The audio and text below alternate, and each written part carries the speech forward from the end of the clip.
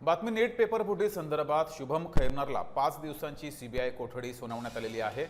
शुभम खैरनार हा नीट प्रकरणातील आरोपी आहे। नीट पेपर लीक प्रकरणामध्ये अटक करण्यात आलेल्या 6व्या आरोपी शुभम खैरनार याला न्यायालयाने 5 दिवसांच्या सीबीआय कोठडीत पाठवण्याचे आदेश दिलेत। अधिक माहिती घेऊया, आपले प्रतिनिधी ज्योत्स्ना गंगणे आपल्यासोबत जोडलेले आहेत। ज्योत्स्ना, जगदीश अगदी बरोबर आहे। नीट प्रकरणातील आरोपी शुभम खैरनार जो आहे त्याची सीबीआयने आज झालेल्या सुनावणीमध्ये सीबीआयने कोठडी मागितली होती।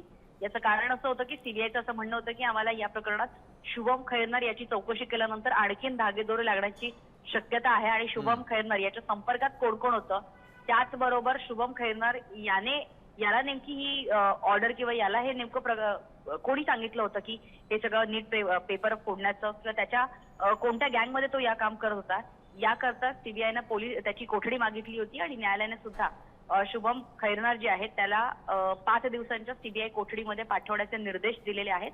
त्यामुळे पुढील 5 दिवस शुभम खैरनार जो आहे त्याची सखोल चौकशी सीबीआय कडनं त्यांच्याच पोलीस कोठडीमध्ये केली जाईल। या प्रकरणात शुभम खैरनारला 16 मे रोजी अटक करण्यात आलेलं होतं आणि शुभम खैरनार याला अटक केल्यानंतर सीबीआयने आणि पोलिसांनी जे आहे त्याच्याकडे असलेले मोबाईल, लॅपटॉप हे सुद्धा ताब्यात घेतलेले होते। ज्योत्स्ना, धन्यवाद दिलेल्या माहितीबद्दल।